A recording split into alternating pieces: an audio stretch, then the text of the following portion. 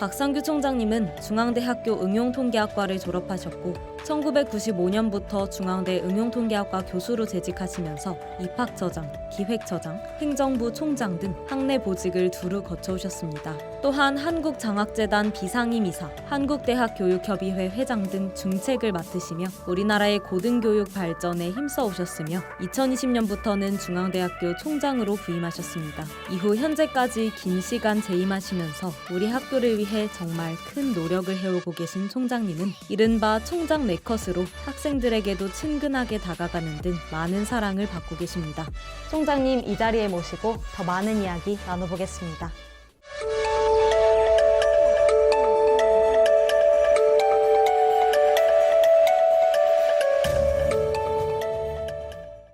시청자 여러분 안녕하십니까? 중앙대학교 미디어센터에서 새롭게 출범한 CAUTV로 인사드립니다.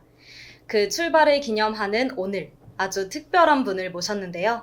바로 우리 중앙대학교를 위해 오랜 기간 힘쓰고 계신 박상규 총장님이십니다. 총장님 안녕하십니까? 네, 안녕하십니까?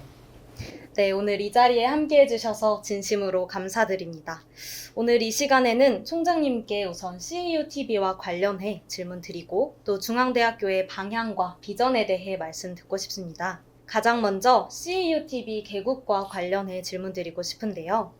이번 미디어센터 CAUTV 개국이 중앙대학교에 어떤 의미라고 평가하시는지, 또 채널에 기대하시는 역할과 기능이 있다면 무엇이라고 생각하시는지 궁금합니다. 네, 우선 CAUTV 개국을 통해 우리 대학은 24시간 소통할 수 있는 커뮤니케이션 채널을 마련했습니다. 실시간 학내 소통 역량을 강화할 뿐만 아니라 우리 대학의 브랜드와 고유한 문화를 형성하고 널리 확산하는 뜻깊은 계기가 될 거라고 생각을 합니다. 대학 방송국은 무엇보다 대학의 구성원들의 의견을 표현하고 다양한 시각을 공유할 수 있어야 합니다. 우리 중앙 가족들의 목소리를 많이 듣고 알리는 미디어 플랫폼이 되어주시기를 바랍니다. 또 나아가 국내뿐만 아니라 해외 동문이라든지 또 다양한 해외 대학 및 기관들과도 소통하는 열린 글로벌 네트워크 채널이 되면 더욱 좋겠습니다. 네, 좋은 답변 정말 감사합니다. 그렇다면 CAUTV와 미디어센터, 또 센터에 소속된 언론 매체들이 향후 어떤 방향으로 발전해 나가야 한다고 생각하시나요? 그 대학 내의 다양한 의견들을 수렴하고 객관성과 독립성을 유지하고 우리 대학의 건강한 담론 형성을 위해 노력해 주기를 바랍니다. 앞으로 AI라든지 메타버스, VR 기술과 개인 맞춤형 뉴스 등 미디어 환경이 급변할 거라고 예측되는 만큼 변화에 발맞춘 새로운 접근들도 모색하면 더욱 좋겠습니다. 무엇보다도 항상 신뢰할 수 있는 보도로 학내외에 선한 영향을 미치면서 우리 중앙가족 모두에게 사랑받는 미디어로 성장하기를 기대합니다. 네, 정말 유익한 조언이자 응원인 것 같은데요. 진심 어린 답변이 저희 모두에게 큰 도움이 될 것이라는 생각이 듭니다. 이렇게 미디어센터 CAUTV 개국에 대한 총장님의 말씀 들어봤습니다. 그럼 다음으로는 현재 우리 대학과 관련한 질문들도 드리고 싶은데요. 우선 지난해 중앙대학교 운영에 대해 전반적으로 어떻게 평가하십니까? 사실 작년 2024학년도는 대학에 있어서 어려운 한 해였다고 생각을 합니다. 우선 대외적으로 정부가 급작스럽게 새로운 정책을 발표하는 경우에는 그 변화를 대학이 수용하기가 상당히 어려움을 겪을 수밖에 없습니다. 이와 같은 외부적인 요인들로 인해 올해는 CAU 2030 플러스와 같은 자체적인 발전 계획을 좀 충실히 이행하기 어려운 측면이 좀 있었습니다. 그럼에도 불구하고 우리 대학은 교육과 연구 측면에 있어서 상당한 성과를 이뤄냈다고 생각을 합니다. 특히 한국연구재단이 해마다 연말에 발표하는 전국대학 연구활동 실태조사 보고서에 따르면 우리 대학이 2023년 기준으로 약 1,836억 원의 연구비를 수주해서 종합사립대학 기준으로는 연구비 규모를 5위를 달성을 했습니다. 22년 처음 5위를 기록한 이후 2년 연속으로 동일한 순위를 기록한 것입니다. 이는 상당히 의미가 있다고 저는 개인적으로 판단을 하는데, 사실 우리 대학이 경쟁 대학에 비해서 전임교원 숫자가 조금 부족합니다. 그럼에도 불구하고 이론의 성과이기에 더욱더 값진 일이라고 좀 생각을 합니다. 또 연구와 더불어서 대학의 근간이라고 할 수 있는 그 교육 부분에 있어서도 많은 노력을 기울였습니다. 사실 그 작년에 그 정부의 급작스러운 정책 변화 중에 하나가 그 무전공 제도를 좀 도입을 해달라. 이게 무전공 제도는 두 가지 유형이 있습니다. 하나가 제1유형이 있고요. 제2유형이 있는데 제1유형은 예전에 우리 대학이 실시하던 자유전공학부 같은 겁니다. 일단 학생들을 뽑아놓은 후에 학생들이 원하는 과로 이제 전과를 시킬 수 있는 그런 제도인데 사실은 이제 우리 대학이 이런 정책은 한번 실패한 경험도 있고 또 기존의 학문단에 상당한 영향을 줄 수밖에 없는 상황이라서 사실 저희는 이런 부분을 채택하지 않기로 결정을 했고 제2유형인 그 광역화 모집, 단과대학별로 시행되는 광역화 모집을 좀 확대 시행하는 것으로 결론을 내렸습니다. 사실은 이러한 부분도 그 우리 대학은 이제 제1유형을 안 하는 상태에서 넘어가서 조용히 한 해를 보낼 수 있었지만 타 대학은 상당히 시끄러운 진통을 겪을 수밖에 없었고 다만 우리는 정부에게 우리가 제2유형을 보다 더 효율적으로 학생들의 진로를 잘 선택할 수 있도록 노력을 하겠다라는 내용을 잘 전달을 했고요.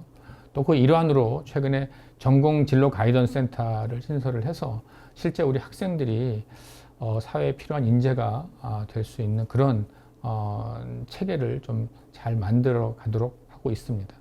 그 성과로 그 대학 혁신 지원 사업 평가에서 그 최고 등급을 달성해서 약 130억 원에 가까운 또 예산을 수주를 했고요. 또 해당 예산으로 우리 학생들을 위한 다양한 교육 혁신 사업을 하고 있습니다. 네, 알겠습니다. 어려움이 있었지만 또 그만큼 큰 성과를 내기도 했던 지난해였다는 생각이 드네요. 한편 올해 14년 만에 등록금이 인상됐습니다. 등록금 인상의 배경과 학생들이 기대해 볼 수 있는 혜택은 어떤 것인지도 여쭙고 싶습니다. 사실은 이제 반값 등록금 정책이 이제 전면적으로 시행된 게 2012년부터 그 현재 그러니까 소비자 물가는 약 한 27% 이상 인상이 됐습니다. 그동안 사실 재정적으로는 좀 쉽지 않은 시간들이었고 또 그걸 보존하기 위해서 많은 발전 기금을 유치해야 했고 또 외국인 유학생들도 또 이제 많이 이제 모집을 할 수밖에 없는 그런 측면이 있었습니다. 그래서 사실은 올해 등록금 인상은 사실 학생들한테는 상당히 좀 죄송한 측면이 있지만 우리 대학이 장기적으로 보다 나은 서비스를 제공할 수 있도록 할 수밖에 없는 어쩔 수 없는 일이었다라고 좀 생각을 합니다. 사실은 그래서 올해 등록금 인상을 통해서는 그 학생들의 그 복지를 좀 확충하고 그 혜택을 늘리는 것을 최우선으로 좀 진행할 예정입니다. 우선 학생회와 어떻게 쓸 것인지에 대해서는 다양한 얘기를 나누고 있는데요. 약간 잘 협의를 해서 우리 학생들이 등록금 인상으로 인한 불편함이 없도록 또 등록금 인상으로 인한 재정적인 부담을 갖지 않도록 최선의 노력을 다할 계획입니다. 네, 감사합니다. 인상된 등록금이 또 필요한 학생들에게 좋은 혜택으로 이어졌으면 좋겠습니다. 그럼 다음 질문으로 넘어가 보겠습니다. 우리 학교뿐만 아니라 사회 전체와 관련된 질문이기도 한데요. 1년째 의대 집단 휴학이 진행 중인데 이와 관련해서 총장님께서는 어떠한 생각을 가지고 계신지도 들어보고 싶습니다. 좀 되게 안타까운 일입니다. 이것도 아까 말씀드린 그 정부의 급작스러운 정책 변화로 시작되는 혼란이라고 생각을 합니다. 안타깝게도 현재로도 우리 의과대학 학생들이 명확한 복귀 시점을 특정하기는 어려울 것 같습니다. 다만 그 학교 차원에서 그 복귀와 관련해서 학생들과 좀 지속적인 좀 면담을 실시하는 등 다양한 노력을 좀 기울이고 있습니다. 그래서 향후 복귀한 학생의 경우 그 수업 여건을 좀 어렵게 하지 않도록 최선의 노력을 다해서 의과대학 학생들이 이 복귀와 더불어서 양질의 교육을 받을 수 있도록 저희가 최선을 다할 예정입니다. 다만 정부는 계속적으로 지금 그 의과대학 학생들의 복귀를 압박을 하고 있는 그런 상황이고요. 그래서 우리 대학은 지금 이제 우리 대학도 의과대학 학생들의 휴학을 반려할 수밖에 없는 그런 상황이 있고요. 또 휴학을 반려하게 되면 학생들이 이제 복학을 해야 되고 또 등록을 해야 되는 그런 절차가 남아 있습니다. 장기적으로 보면 의과대학 학생들이 왜 이렇게 수업에 참여하지 않는 것도 이해는 됩니다. 다만 수업을 좀 하면서 그런 의과대학 학생들의 어떤 불만이라든지 문제점에 대해서 좀 지속적으로 제기를 하는 것도 한 방법이지 않을까 이런 생각을 하면서 많은 대화를 좀 하려고 노력하고 있습니다. 네, 알겠습니다. 이와 관련한 문제가 하루빨리 해결됐으면 하는 마음이 듭니다. 또 다음 질문 넘어가 볼 텐데요. 이 자리에 학생 기자님들이 와 계시는데 혹시 기자님들 중 총장님께 궁금한 점이 있는 분들 계시다면 질문 직접 한번 받아보도록 하겠습니다. 혹시 있으실까요? 질문 드리고 싶습니다. 네, 안녕하세요. 저는 중앙대학교 방송국 UBS 기자 박서령입니다. 총장님께서는 우리 대학의 공간 부족에 대해서 많은 관심을 갖고 계신 걸로 알고 있는데요. 학생들을 위한 유휴 공간, 연구자를 위한 연구 공간 등 학내 다양한 공간 관련 문제들에 대해 좀 여쭙고 싶습니다. 우리 대학이 뭐 여러 가지 문제점이 있지만 사실 어떻게 보면 가장 큰 문제 중에 하나가 그 절대적인 그 면적이 부족하다는 점입니다. 특히 서울 캠퍼스의 어떤 물리적인 면적 자체가 좁은 점도 있지만 또 그간 어려운 대학 재정으로 인해서 공간 확장을 많이 못한 것도 하나의 이유라고 생각을 합니다.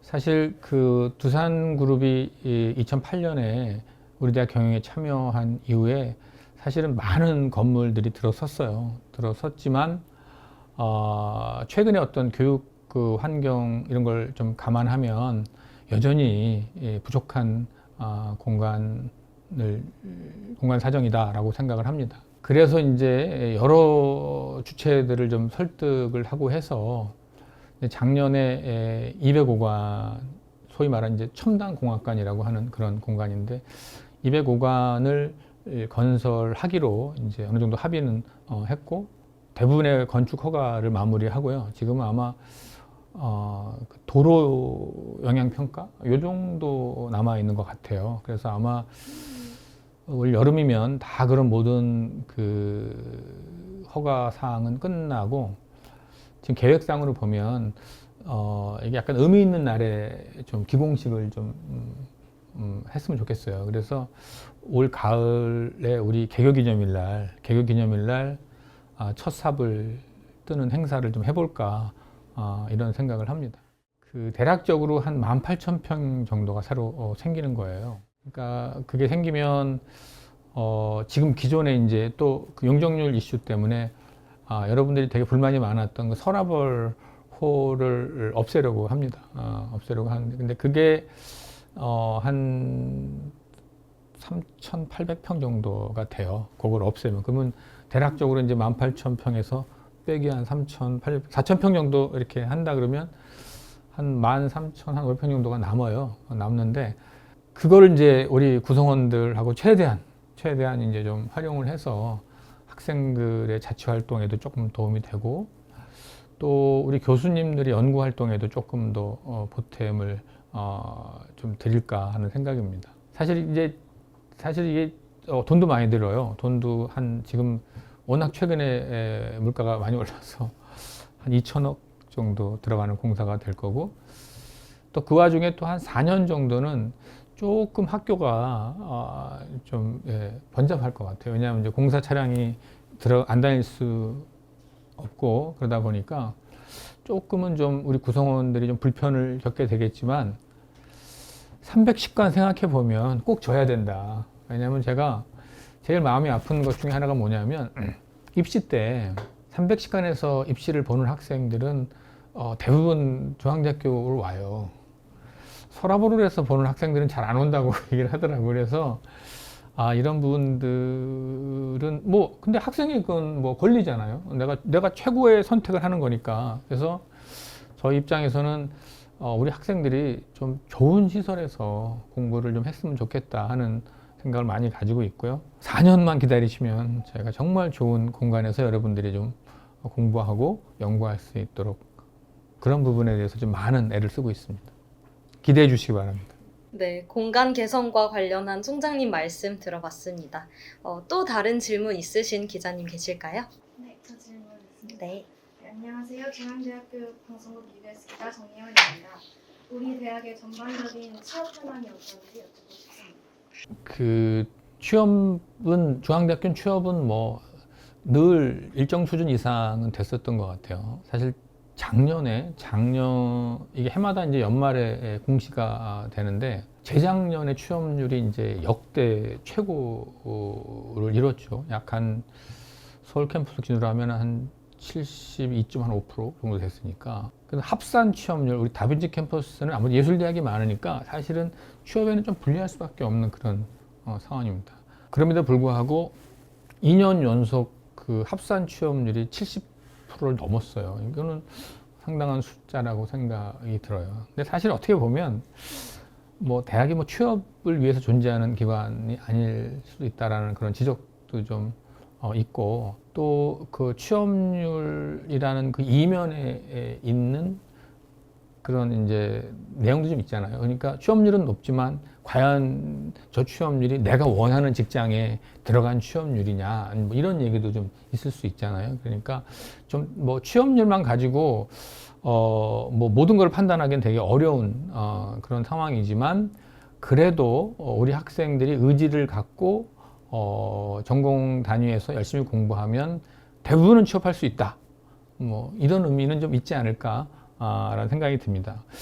다만 이제 그 올해 취업률은 좀 양상을 좀 달리할 것 같아서 좀 걱정이 많이 됩니다. 왜냐하면 아시다시피 이제 최근에 우리 정치적 상황이 굉장히 좀 혼란스러운 측면이 있고 또 우리 대학이 특히 대기업 선호도가 높아요. 우리 학생들이 물론 그걸 나무랄 수는 없죠. 나무랄 수는 없고 당연한 일인데 중앙대학교가 특히 그 대기업 취업률을 선호하고 있는데 올해 이제 그 대한민국이 굉장히 저성장할 거로 예상이 되고 있고요.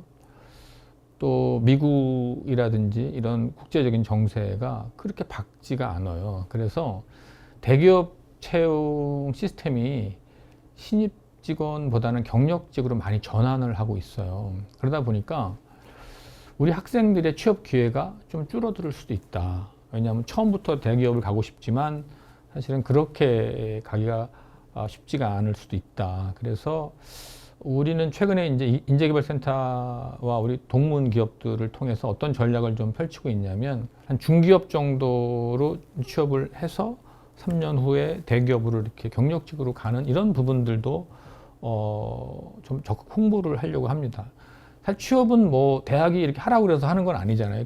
철저히 이제 개인의 선택일 수밖에 없기 때문에 사실은 그걸 이렇게 저 잘할 수 있도록 서포트는 할 수 있지만 제가 당신 여기 가지 말고 일로 가세요 이렇게 하기는 되게 어려운 부분이 있어서 단지 우리가 할 수 있는 거는 전반적으로 취업 시장이 지금 올해는 어렵다. 그러니까 이런 선택도 있으니까 이런 선택도 한번 고려해 보세요라는 노력을 좀 올해는 좀 많이 하려고 합니다.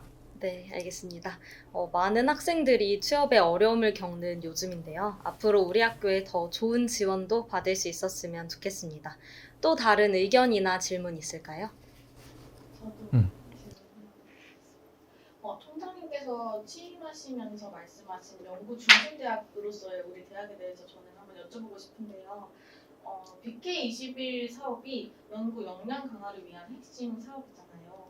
현재 4단계 사업이 진행 중인데 현재 우리 대학의 상황이 어떤지 한번 여쭤보고 싶습니다. 제가 사실은 이거는 뭐 언론 인터뷰에서 좀 지겹게 많이 한 뭐 언급이긴 한데 제가 총장이 됐을 때 우리 구성원들한테 두 가지 약속을 했어요. 하나는 이제 우리 스스로가 우리 대학을 좀 존중했으면 좋겠다 하는 그런, 그러니까 우리 대학이 좀 더 존경받을 만한 그런 대학으로서 전환하는 게 되게 중요하다라는 생각을 많이 했어요. 그리고 두 번째 약속이 연구중심 대학으로 우리가 완전한 전환을 이루겠다라는 부분인데 사실 아까 우리 그 사회자께서 이제 제가 여러 보직을 많이 했다라고 이렇게 말씀을 하셨잖아요. 제가 사실은 그 기획 관련 보직은 다 한 것 같아요. 우리 학교에서 다 한 것 같은데, 사실은 기획처에서 늘 고민하는 부분이 뭐냐면 우리 대학의 성장과 관련돼 있는 그런 부분이에요. 뭐 대학 평가도 마찬가지고 또 재정 이슈도 마찬가지고 다 마찬가지인데, 대학 성장과 관련돼 있는 부분 중에 사실 우리나라 대학들이 가장 관심을 많이 가지는 사업이 몇 개가 있는데, 그 중에 하나가 BK 사업인데, 과거 우리 대학이 BK 사업에서 그렇게 성공하지 못했어요. 그래서 제가 보직을 할 때도 이 BK가 지금 4번째 사업이 진행되니까 1단계, 2단계, 3단계가 있었을 거 아니에요. 근데 1단계, 2단계, 3단계가 그리 썩 좋은 성과를 내지 못했어요. 그래서 사실 연구중심대학이라는 의미는 굉장히 많은 의미를 포함하고 있지만, 가장 기본적인 게 BK21로 시작하는 거예요.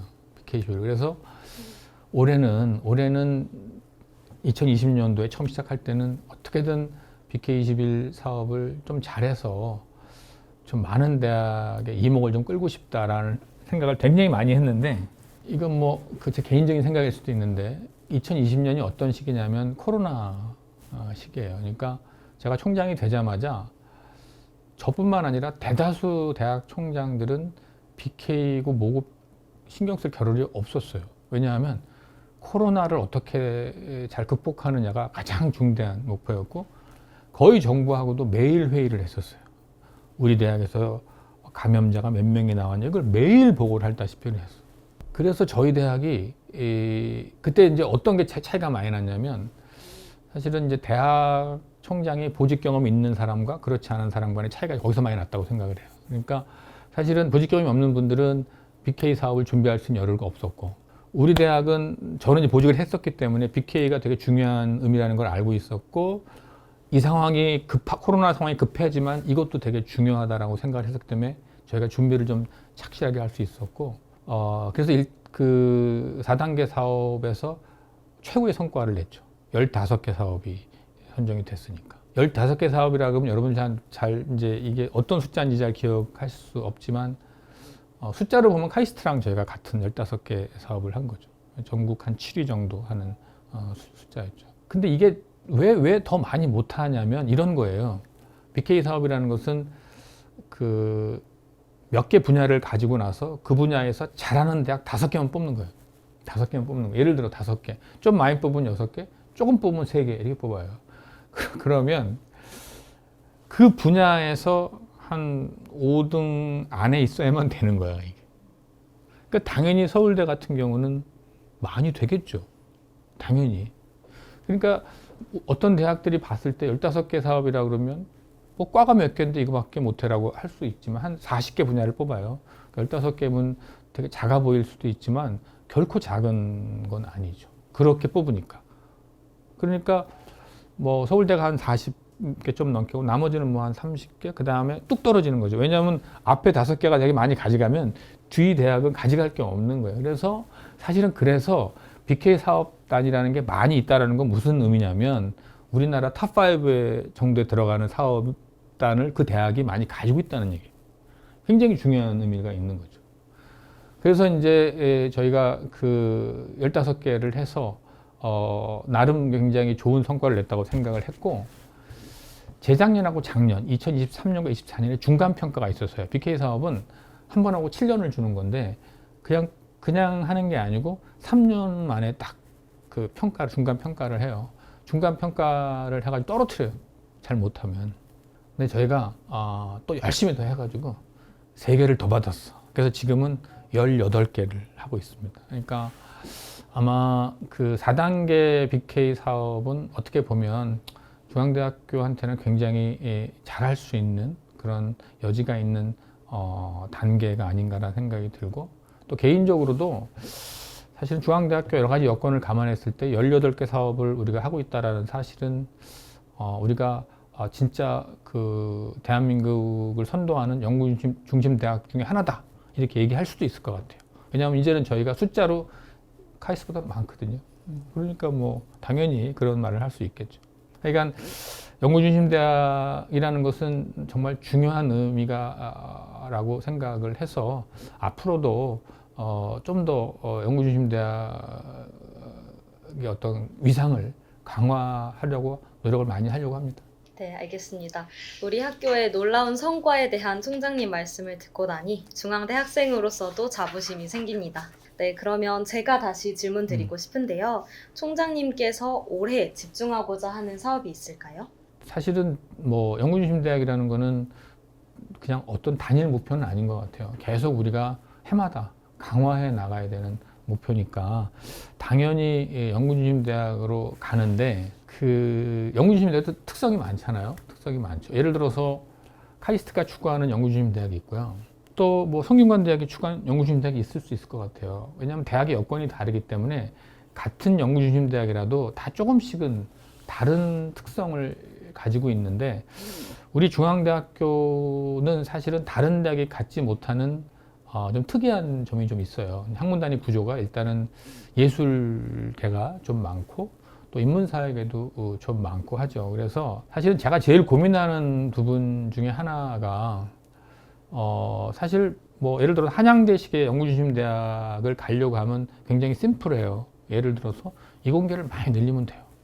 이공계를 많이 늘리면 되는데 과연 그게 우리나라를 위해서 아니면 우리 중앙대학을 위해서 바람직한 일이냐, 이건 좀 다른 이슈인 것 같아요. 예를 들어서 그 중앙대학교가 뭐 한양대학교나 성균관대처럼 변신을 했어. 그럼 우리나라에 좋은 건가? 그렇지 않아요. 그냥 어나더 비슷한 대학이 하나 더 생기는 거라는. 제가 늘 물론 제 생각이 틀릴 수도 있는데 제 생각은 뭐냐면 그들이 못하는 걸 우리가 하는 대학이 더 바람직하지 않을까. 그게 우리나라를 더 멋있게 만들 수 있지 않을까 생각이 들죠. 이런 확신을 가지게 된 게 제가 이제 외국 출장을 가다 보면 K컬처의 그런 사실 위상은 뭐 최근에 우리나라가 뭐 반도체 얘기 많이 하잖아요.